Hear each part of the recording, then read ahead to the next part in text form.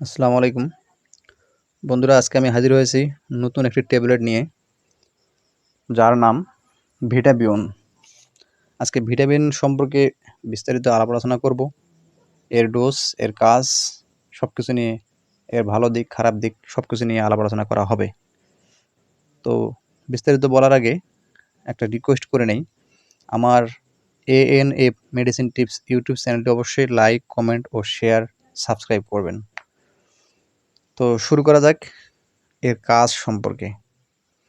এটি একটি vitamin B1, B6, B12 tablet. এটি সাধারণত স্নায়বিক রোগগুলোর জন্য বেশি কাজ করে, যেমন হচ্ছে ডায়াবেটিক্স, নিউরোপ্যাথি, অর্থাৎ ডায়াবেটিস রোগীদের নিউরোপ্যাথি যে পেইনগুলো অর্থাৎ ব্যথাগুলো হয় সেক্ষেত্রে কাজ করে থাকে।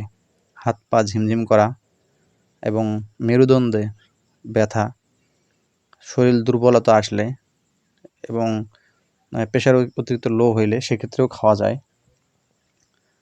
তো এর ডোজ সম্পর্কে এবার বলে নেই। এর ডোজ হচ্ছে দিনে 1 বার খাওয়া যায়, দিনে 2 বার খাওয়া যায়, সকাল রাত, দিনে 3 বার খাওয়া যায়, সকাল দুপুর রাত। এখন একজন MBBS ডাক্তার যেভাবে লিখবে আপনাদেরকে, যেভাবে ডোজ করে দিবে ঠিক সেভাবেই খাবেন।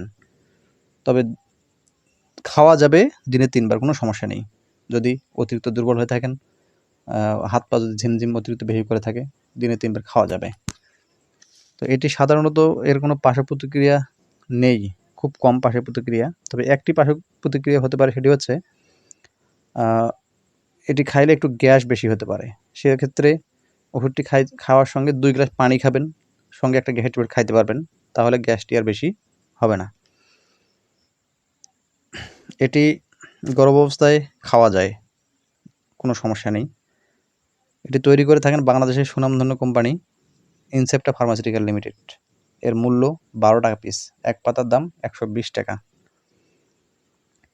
তো সবশেষে একটা কথা বারবার বলে থাকি, প্রতিটি ভিডিওতেই বলে থাকি, যে কোনো ওষুধ সবসময় MBBS ডাক্তারের পরামর্শ মতো খাবেন। আমার পুরো ভিডিওটি দেখার জন্য সবাইকে ধন্যবাদ। ভালো থাকবেন। আবার দেখা হবে কোনো এক নতুন ভিডিও নিয়ে। ধন্যবাদ সবাইকে। আল্লাহ হাফেজ।